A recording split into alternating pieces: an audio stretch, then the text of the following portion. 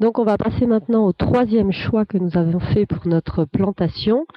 Donc, sur les choix techniques, on a parlé du travail du sol, on a parlé du choix de planter une haie double, et nous allons parler maintenant du fait que dans cette haie, nous avons choisi de faire une haie plurispécifique.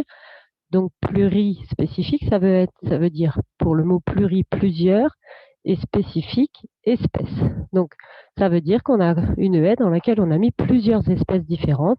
Donc là, précisément, Promet a mis 26 espèces d'arbres et d'arbustes différents.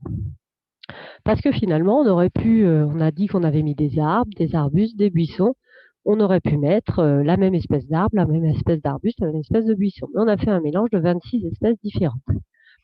Et on a pris des espèces qui poussent toutes naturellement en Poitou-Charentes. L'idée, c'est pas de mettre des espèces qui ne sont pas présentes naturellement, qui poussent plutôt plus au nord, plus au sud ou sur des sols différents, puisqu'elles ne seront pas adaptées aux conditions des milieux de chez nous et donc risquent de ne pas se développer. Et les animaux, par exemple, risquent de ne pas non plus les utiliser puisque ce ne sont pas leurs espèces avec lesquelles ils ont l'habitude de se développer.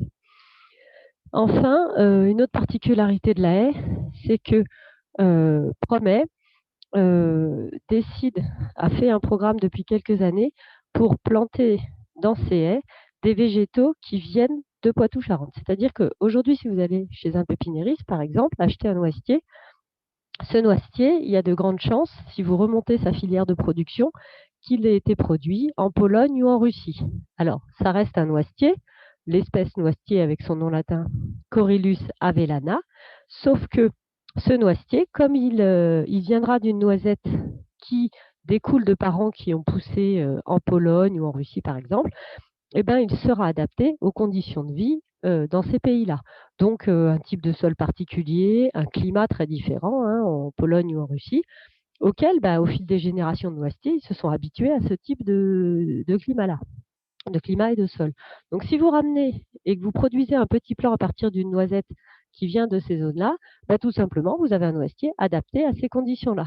Ce qui fait que ce noisetier ne sera pas forcément adapté aux conditions chez nous en Poitou-Charentes par rapport au climat, par exemple, ou par rapport aussi au type de sol. Donc, Promet a décidé de ne pas planter des végétaux qui viennent de pays loin. Et donc, on a aussi une autre particularité, c'est que vous aussi, vous plantez ce plant qui vient de Pologne, Russie ou quelque chose comme ça.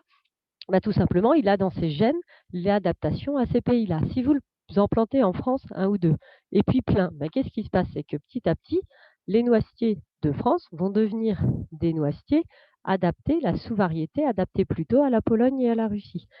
Et les noisetiers qui étaient adaptés à chez nous, qui restent, eux, risquent de se croiser avec ces noisetiers des autres pays.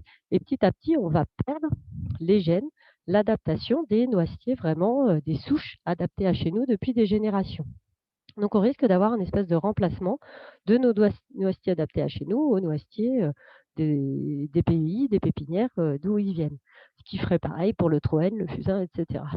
Donc, pour éviter ça, Promet a lancé un programme particulier où il va chercher dans la nature, à la fin de l'été, à l'automne, les graines, les fruits des végétaux qu'il veut planter de ces haies, de manière à récupérer des graines qui viennent de Poitou-Charentes. Donc, il va ramasser des noisettes, des noisetiers de Poitou-Charentes. Il va ramasser des fruits du fusain, des fruits du Troène, etc., en Poitou-Charentes. Et donc, ces graines qui ont été prélevées en nature en Poitou-Charentes par l'association Promet sont ensuite données à un pépiniériste pour germer, faire un petit plant qui sont plantés dès les haies. Donc, on a bien des plants. Donc, tout ça, ça permet d'avoir des plants. Je vais y arriver, petit problème de manipulation. Donc, ça nous permet d'avoir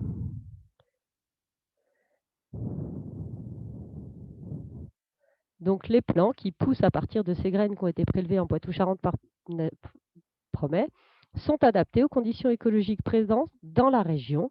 Donc, on a bien exclusivement des plants qui viennent de Poitou-Charentes et qui vont être bien adaptés aux conditions et qui vont bien être de la génétique de Poitou-Charentes et qui vont pouvoir se recroiser avec les noisetiers sauvages de Poitou-Charentes en gardant la lignée des noisetiers de Poitou-Charentes. Donc on préserve les gènes de la région grâce à ça. Enfin, en complément, comme vous vous en rappelez, au tout départ du projet, les agriculteurs, ils ont voulu planter des haies puisqu'ils ont rencontré des apiculteurs, pardon, donc des apiculteurs qui leur disaient qu'à certaines périodes de l'année, les abeilles en particulier, ne trouvent pas de pollen, ne trouvent pas de ressources alimentaires pour survivre. Et donc, les agriculteurs s'étaient posé la question, comment aider les insectes pollinisateurs, comme l'abeille, à trouver des ressources tout au long de l'année. Et c'est à ce moment-là que ils ont découvert que les haies pouvaient jouer un grand rôle là-dedans et qu'ils se sont rapprochés avec Promet pour planter des haies. Du coup, dans le choix technique ici de planter des haies plurispécifiques avec 26 espèces différentes, on a rajouté un élément de contrainte dans le choix des 26 espèces, c'est de choisir des espèces qui, dans nos haies, qui vont, en plus d'être des espèces de Poitou-Charentes, de bien être adaptées aux conditions écologiques sur place et de venir de graines qui ont elles-mêmes été récoltées dans les environs, et ben, on a en plus choisi parmi ces espèces, d'essayer de mettre exclusivement des espèces qui sont favorables aux insectes pollinisateurs. Puisque l'idée, c'est que quand il n'y a rien d'autre à consommer dans le milieu pour ces insectes pollinisateurs, donc pas de culture, pas de fleurs, etc., bah, que les espèces d'insectes pollinisateurs puissent utiliser les végétaux qui sont dans les haies pour s'alimenter, pour trouver voilà, du pollen, du nectar, des fleurs, etc., grâce aux haies en compensation tout au long de l'année.